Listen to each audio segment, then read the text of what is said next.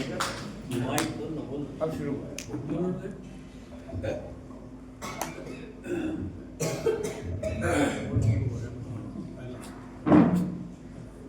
ये इजाजत है।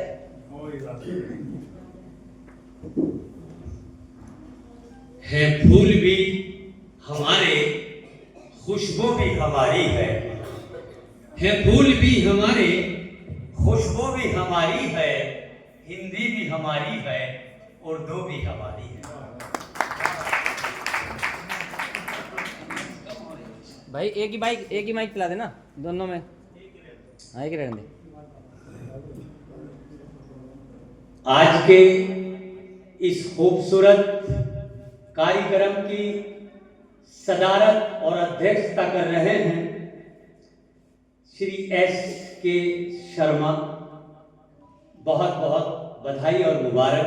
चूंकि जिस प्रोग्राम की सदारत और अध्यक्षता ऐसी अजीम हस्ती और ऐसा महान इंसान करे तो जाहिर है कि वो प्रोग्राम, वो कार्यक्रम सफल हुए बगैर कोई और रास्ता ही नहीं है। और वो तमाम प्यारे श्रोतागण और डाइस पर बैठे हुए देश भर के कलमकार जो सितारों की तरह जगमगा रहे हैं, इन सब दोस्तों की खिदमत में, सेवा में मेरी मोहब्बतों का आदाब।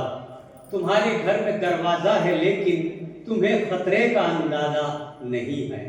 तुम्हारे घर में दरवाजा है लेकिन तुम्हारे घर में दरवाजा है लेकिन तुम्हें खतरे का अंदाजा नहीं है।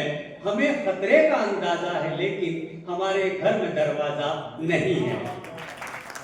दोस्तों, मन की उड़ान करनाल की सरजमीन पर एक ऐसी संस्था, एक ऐसी तंजीम है कि जिसने बहुत कम समय में वो स्थान, वो मकाम प्राप्त और हासिल किया है कि जिसको लफ्जों में, शब्दों में बयान नहीं किया जा सकता।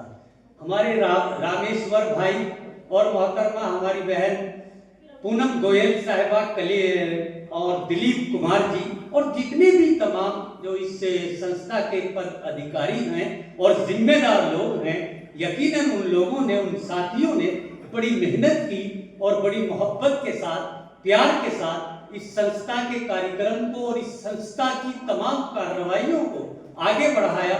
और शहर ही नहीं बल्कि पूरे हरियाणा में इस संस्था का जिक्र और चर्चाएं होती रहती हैं। इसका मतलब यही है कि जब किसी चीज पर, जब किसी चमन पर कोई माली मेहनत करता है तो जाहिर है हर गोशे में, हर कोने में कोई ना कोई गुलाब, कोई ना कोई फूल महकता जरूर है। और इस संस्था के पूरे चमन को इन दोस्तों ने, साथियों ने महका दिया। हम तमाम दोस्तों को दिल की गहराइयों से मुबारकबाद पेश करते हैं, बधाई पेश करते हैं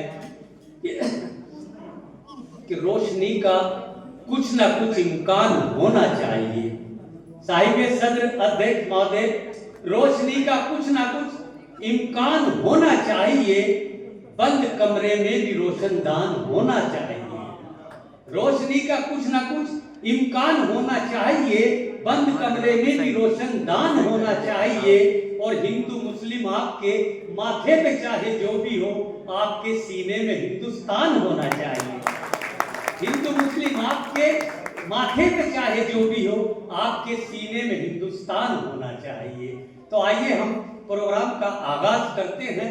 और इसके सबसे पहले मैं ये जो कविता और गजल है, इसका गुजरा हुआ जमाना बड़ा अजीबो गरीब रहा है कि सुकरात के ज़हरे हलाहल से लेकर ईसा मसीह की सलीब तक और राम के बनवास से लेकर पैगंबर इस्लाम की हिजरत तक तारीख और इतिहास का कोई ऐसा वाकया नहीं है कि जिसको कविता ने या गजल ने अपने दामने फलक में सितारे बनाकर न सजाया हो।